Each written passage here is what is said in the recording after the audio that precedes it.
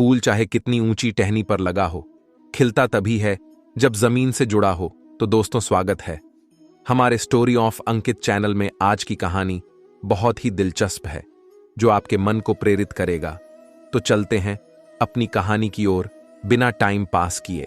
एक समय की बात है, हिमालय की खाड़ी के किनारे एक छोटे से शांत गांव में राहुल नाम का एक युवा लड़का रहता था। राहुल अपने क्रोधी स्वभाव और चंचल मन के कारण गांव भर में प्रसिद्ध था।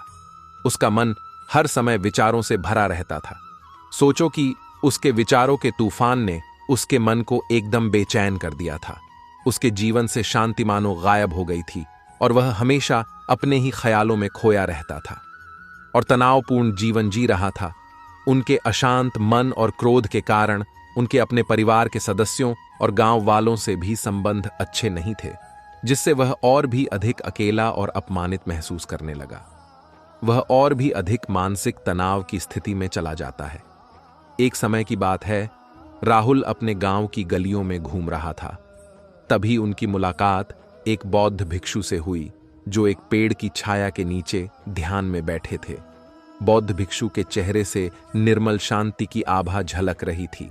इस असीम शांति में राहुल बौद्ध भिक्षु की ओर आकर्षित हुआ।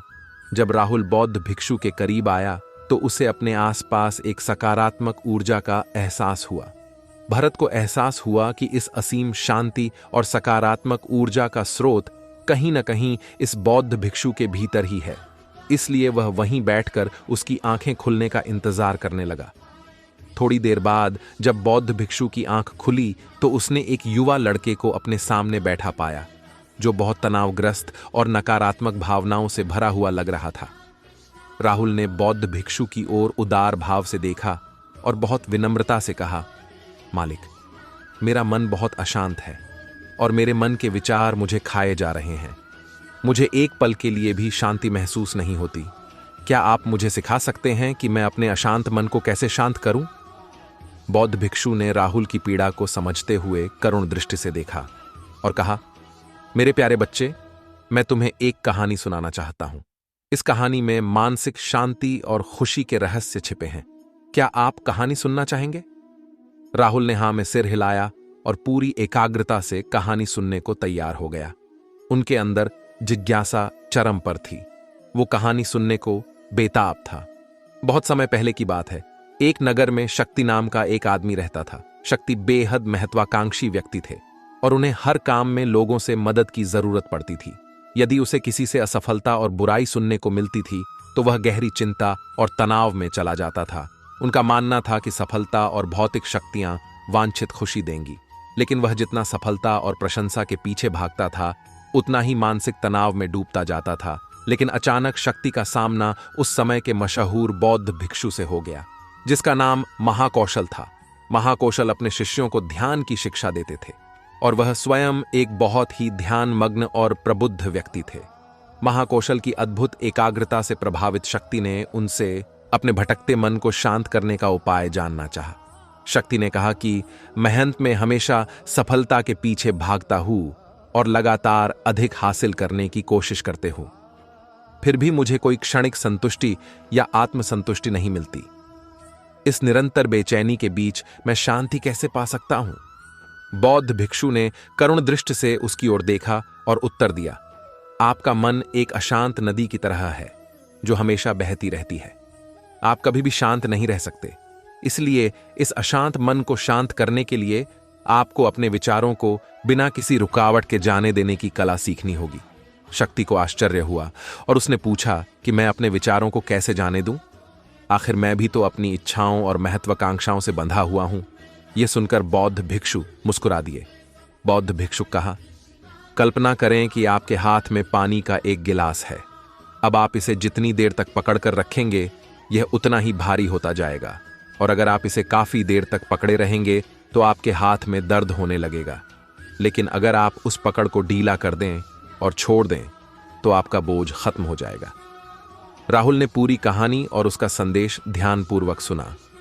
वह समझ गया कि अपने विचारों और इच्छाओं से चिपके रहने से उसका बोझ बढ़ जाता है और अंदर ही अंदर अशांति पैदा कर देता है। अब राहुल को कहानी का अंत सुनने की उत्सुकता से प्रतीक्षा थी। कहकर बौद्ध भिक्षु ने कहानी जारी रखी। एक बौद्ध भिक्षु की बात मानकर शक्ति ने विचारों को त्यागने का अभ्यास शुरू कर दिया। वह बिना किसी पूर्व निर्णय के अपने विचारों और भावनाओं को आते और जाते देखता था। अब उसने विचारों को पकड़ना बंद कर दिया था। विचार उठते थे और अपने आप चले जाते थे। धीरे धीरे उसे यह एहसास होने लगा कि उसकी इच्छा और भावना ही सभी दुखों का कारण है। जैसे जैसे शक्ति ध्यान में गहरे उतरते गए, उन्होंने पाया कि वर्तमान में जीना ही आंतरिक शांति का एकमात्र स्रोत है। वह खुद को वर्तमान में स्थापित करके अपने मन की निरंतर बकवास से छुटकारा पा सकता था। धीरे धीरे शक्ति का मन एक शांत झील की तरह हो गया, जो बाहरी दुनिया को अपने अंदर प्रतिबिंबित करती है। उन्होंने जीवन की सादगी में संतोष को अधिक महत्व दिया और भौतिक संपत्ति के प्रति अपना लगाव छोड़ दिया। जैसे ही शक्ति में ऐसे बदलाव की खबर लोगों के बीच फैली, दूर दूर से लोग मार्गदर्शन लेने आने लगे। लोगों को विचारों को मुक्त करने की कला सिखाना और उन्हें अपने भीतर शांति खोजने के लिए मार्गदर्शन करना, वह लोगों के बीच शांति और ज्ञान का प्रतीक बन गया। शक्ति और साधु की कहानी समाप्त कर महाकौशल बौद्ध भिक्षु कुछ देर के लिए चुप हो गए, ताकि इस कहानी का अर्थ राहुल के मन में अच्छी तरह बैठ जाए। राहुल ने बौद्ध भिक्षु की ओर देखा तो उनकी आंखों में अब एक नई समझ दिखाई दे रही थी। राहुल ने धीरे से कहा कि मुझे इस कहानी में ज्ञान दिखता है, लेकिन मैं इसे अपने जीवन में कैसे लागू करूं?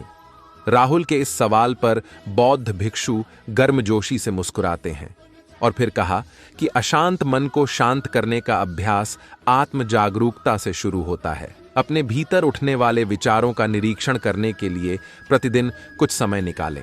उन भावनाओं पर ध्यान दें जो आपके मन में आती हैं और देखें कि वे कैसे आती हैं, और आकाश में गुजरते बादलों की तरह चले जाइए। राहुल ने आंखें बंद कर लीं और बौद्ध भिक्षु के कहे अनुसार अपने विचारों का अवलोकन करने लगे। जैसे ही उसने अपने भीतर उठने वाले विचारों पर ध्यान देना शुरू किया, उसे इसका एहसास हुआ। उसे अपने अंदर चिंता और इच्छाओं की एक निरंतर धारा बहती हुई महसूस हुई। सिर्फ एक एहसास ने ही उसे एक अद्भुत शांति का एहसास कराया। उन्हें यह भी एहसास हुआ कि यह सभी विचारों और भावनाओं से अलग है।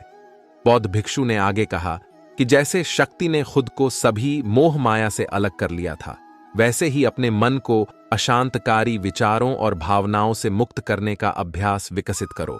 बिना किसी पूर्वाग्रह के विचार को वैसे ही स्वीकार करें जैसे वह आता है, और फिर धीरे धीरे उन्हें जाने दें और अपना ध्यान वर्तमान क्षण पर केंद्रित करें। लेकिन राहुल ने टोकते हुए कहा कि अगर विचार और भावनाएं इतनी मजबूत हैं तो क्या होगा? बौद्ध भिक्षु ने कहा, यह बना रहता है और मन को छोड़ने से इनकार करता है। बौद्ध भिक्षु ने राहुल की बात से सहमति जताते हुए सिर हिलाया और कहा, ऐसे कई मौके आएंगे जब आपके मन में सवालों का बवंडर चल रहा होगा। जब आपका दिमाग आपकी बात ही नहीं सुनेगा, तो ऐसे में आपको अपनी सांसों की ताकत पर विश्वास करना होगा। एक बार फिर भिक्षु ने राहुल से कहा, अपनी आंखें बंद करो और अपनी सांसों पर ध्यान केंद्रित करने के लिए अपने पेट को ऊपर उठता हुआ और मथता हुआ महसूस करें।